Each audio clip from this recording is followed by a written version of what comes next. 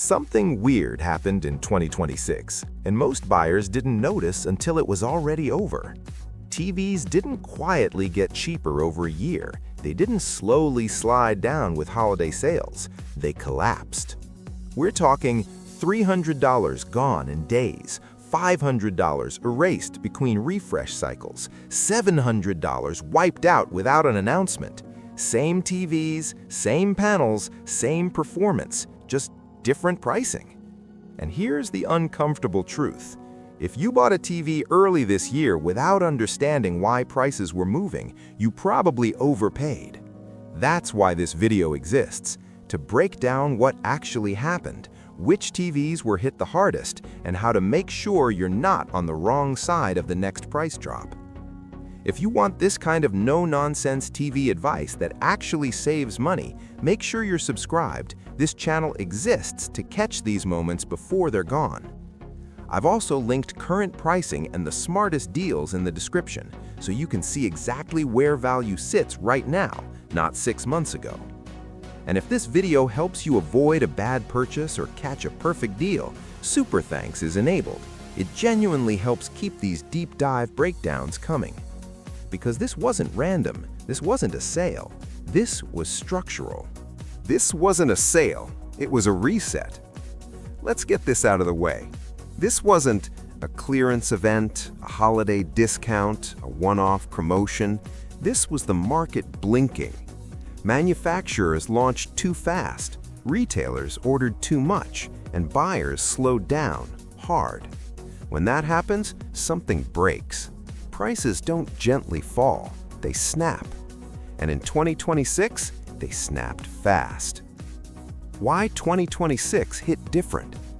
TVs didn't suddenly get worse in 2026. They didn't age overnight, they didn't fall behind technologically. What changed was velocity. Brands accelerated replacement cycles. New models every year, minor spec tweaks, slight brightness bumps, small processing revisions, but buyers didn't accelerate with them. People kept their TVs longer. Streaming stabilized, gaming requirements plateaued. Living rooms didn't suddenly need 3,000 nits. So, inventory piled up. And when inventory piles up, value doesn't drift, it collapses. The three forces that broke pricing. 1. Flagship fatigue.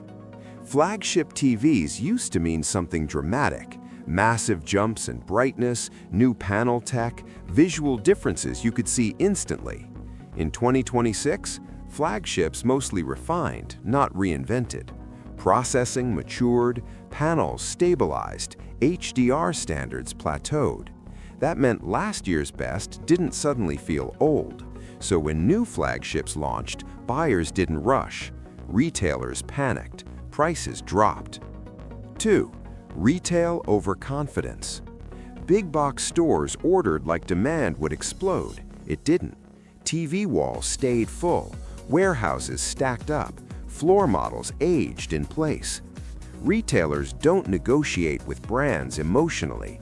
They negotiate with square footage. And when space runs out, pricing collapses. 3. Brand replacement obsession. This is the quiet killer. Brands don't care if a TV is still excellent. Once a new model exists, the old one becomes invisible. That's how a $2,000 TV becomes $1,400, then $1,100, then last units only. Nothing broke, marketing moved on. These TVs lost $300 to $700. Here's why. Let's talk specifics. Not rumors, not guesses, real behavior. Number 5. Samsung QN90C QN90D. These didn't fail, they didn't age overnight, they didn't suddenly become bad TVs. They got replaced. Samsung's Neo QLEDs always launch high. That's the pattern. Early adopters pay for being first. But the moment the next letter shows up, prices don't ease down, they fall through the floor. The QN90C saw $400 to $600 wiped out in weeks. silent repricing across retailers, no press release, no warning. And the reason was simple. Samsung needed shelf space, physical space, marketing space, attention space. The QN90D arrived with the same brightness class, the same mini LED strength, the same anti-glare advantage that actually works in real rooms. Differences existed, but they were incremental, not revolutionary, not worth full price different. Buyers sensed that. They didn't rush. Retailers felt it, and inventory doesn't argue. So the QN90C didn't lose value because it got worse, it lost value because time moved on. That's how these price collapses happen. Number 4. LG C3 OLED. OLED pricing doesn't slide. It holds and then it cracks. For months, OLED prices barely move. Retailers protect margins, brands protect positioning, and then suddenly, the floor gives way. The LG C3 didn't get worse. It didn't lose features. It didn't suddenly feel outdated. The panel didn't change. The contrast didn't fade. The motion didn't degrade. What changed was timing. OLED has a pricing floor. Once it hits it, there's no slow descent. You either buy or you miss it. The C3 saw $500 to $700 slashed off MSRP, aggressive weekend pricing, bundle deals that quietly masked discounts, retailers racing each other to clear stock. Why? Because LG needed oxygen for the C4. Shelf space matters, marketing momentum matters. Same story, different year. And every cycle teaches the same lesson. Never buy an OLED at launch price. Number 3. Samsung S90C S90D QD OLED. This one caught a lot of people off guard. QD OLED feels premium. It looks modern. It performs like a true flagship.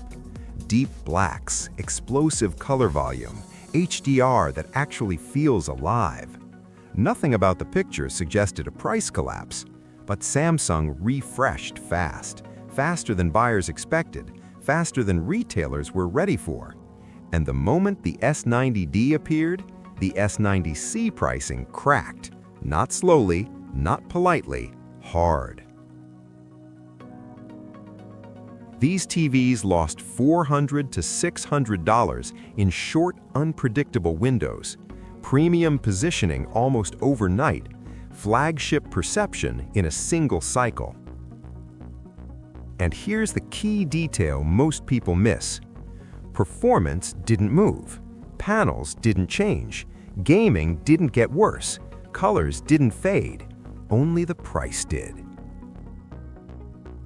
This wasn't a quality drop, it was a replacement penalty. Samsung needed space, retailers needed turnover, and buyers who understood timing walked away with QD OLED at prices that weren't supposed to exist yet. That's what 2026 keeps doing. It doesn't punish bad TVs, it punishes bad timing. Number 2. Hisense U8K. This one wasn't about failure. It was about speed. Hisense moves faster than almost anyone in this space. U8 to U8K to U8N, sometimes before buyers even finish researching. Retailers know this pattern now. They don't wait, they don't hold value, they clear. So when early U8N chatter started, not even a full launch, just leaks, just specs floating around, U8K pricing collapsed. And that's the wild part. Nothing about the TV changed. Near flagship mini LED brightness, aggressive HDR that actually hits, contrast that embarrasses older premium LCDs, gaming performance that still competes way above its price. But the model name moved on, and in 2026, that's enough. This wasn't a downgrade, it was a refresh casualty. Hisense didn't make the U8K worse, they just made the next one exist. And for buyers who understand timing, that's where value explodes. because when performance stays and only the price falls, you're not compromising, you're winning. Number 1. Sony X90L. Sony almost never panics. They don't dump inventory. They don't race competitors to the bottom, which is exactly why it matters when prices actually move. The X90L didn't lose relevance. It didn't get outclassed overnight. It didn't suddenly feel old. It gained value. These price drops weren't emotional. They weren't reactive. They were strategic. Sony needed room in the lineup. New models were coming. Retail shelves needed breathing space. So instead of flashy clearance signs, prices slid quietly, controlled, measured, but still meaningful.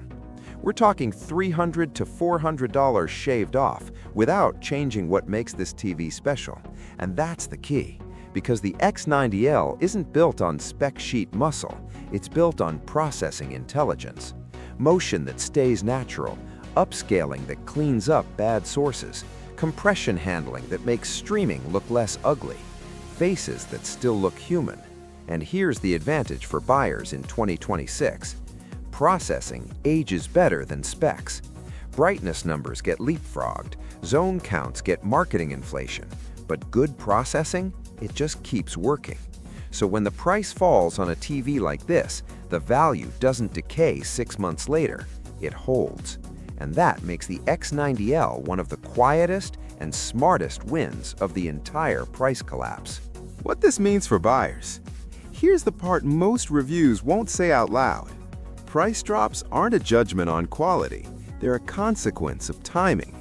A TV can be excellent, reliable, fully competitive, still outperform newer models in real rooms, and lose a massive chunk of its perceived value almost overnight. Nothing broke, nothing regressed, nothing suddenly became bad. The calendar just flipped.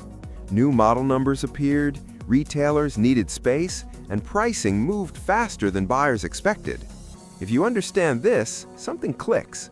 You stop chasing launches. You stop treating new as a feature. You stop paying extra just to be early. Because performance doesn't disappear when a price drops. Only the marketing does. And once you see that, you start buying with leverage, not pressure. Why buying early is losing in 2026. Early adopters used to win. They got the best tech, they got the longest ownership window, they paid more but felt justified. That logic broke. In 2026, early buyers don't get rewarded, they subsidize depreciation. Because improvements are smaller, refresh cycles are faster, and manufacturers have zero patience for old inventory. Waiting isn't hesitation anymore, it's strategy. This year, waiting saved people hundreds, sometimes thousands of dollars. Timing mattered more than features. Context beat hype every single time. The smartest buyers didn't hunt specs, they watched pricing behavior. They waited for inventory pressure, replacement announcements, and quiet repricing. And when the floor cracked, they bought once and enjoyed the TV instead of watching price graphs afterward. That's the shift. In 2026, the advantage isn't being first, it's being right on time. This is why some TVs became traps. Not all price drops are good. Some TVs didn't fall because the market shifted. They fell because the market finally noticed. These were models that looked fine under store lights, rode brand recognition, and leaned on buzzwords instead of performance. Weak panels hid behind flashy demos. Entry-level models borrowed premium names. Specs sounded impressive until you lived with them.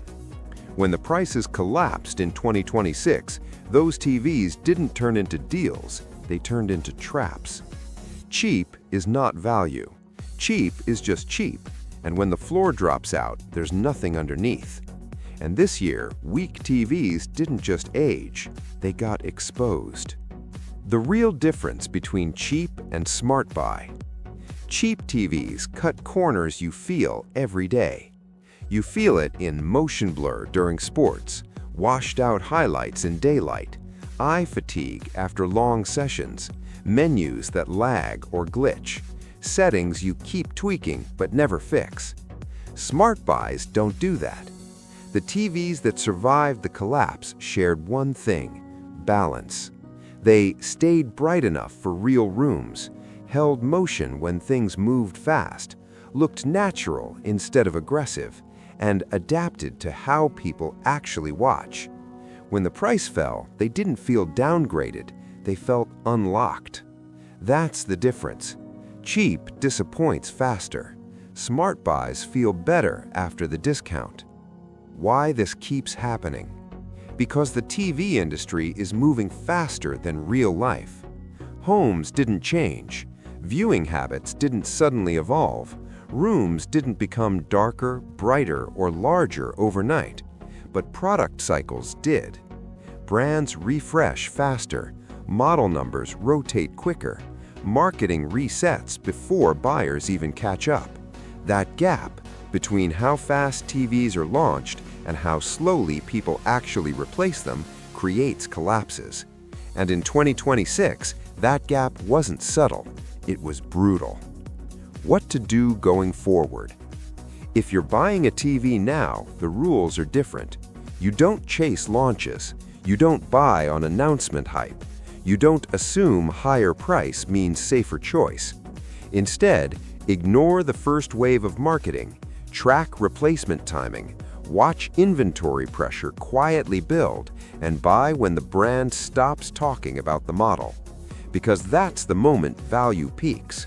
When the hype moves on and the performance stays, that's where smart buyers live in 2026. The pattern most buyers missed. This wasn't a one-off discount. It wasn't a bad batch, and it definitely wasn't generosity from brands. What happened in 2026 was a repeatable cycle, and it showed up across every major manufacturer. The pattern looked like this: launch high, hold pricing during hype, let reviews circulate, refresh the lineup faster than expected, then quietly clear space. No press release, no apology, no warning. Just silent price drops while the TV stayed exactly the same. Once you understand this, price collapses stop feeling shocking. They stop feeling random. They start feeling inevitable. And that's the moment buyers usually miss. Because the market doesn't reward excitement anymore. It rewards patience. It rewards timing. It rewards people who wait for marketing to lose interest. In 2026, the smartest deals didn't happen during sales events. They happened between cycles, when retailers needed space more than profit. The real winners of the 2026 collapse. The winners weren't the first buyers. They weren't lining up for launch day demos. They weren't chasing model numbers or buzzwords. They waited. They watched inventory pile up. They noticed replacement models appearing too fast. They understood that new didn't mean better enough. And when prices cracked, they bought flagship hardware with clearance pricing and zero regret. No beta testing, no early adopter tax, no buyer's remorse 6 weeks later. They got the same panels, the same performance, the same experience, just without paying for ego, timing mistakes, or marketing momentum. That's what winning looked like in 2026. Not being first, being right. Final thought. These TVs didn't lose $300 to $700 because they failed. They lost it because the market blinked. Nothing broke, nothing suddenly became outdated. The performance stayed exactly where it was. The only thing that changed was timing. And when the market blinked, smart buyers moved, quietly. If this video helped you understand what actually happened, hit like if it saved you money. Subscribe for real-world TV advice, not launch hype. Drop a comment with your room, lighting, and usage. Check the links in the description for current pricing. And if you want to support the channel directly, Super Thanks is enabled. It genuinely helps keep this kind of deep dive content coming. Because in 2026, the smartest TV upgrade isn't buying early, it isn't buying loud, it's buying after the collapse and enjoying the same flagship experience every single day. And if you caught one of these price drops, you didn't get lucky. You understood the moment.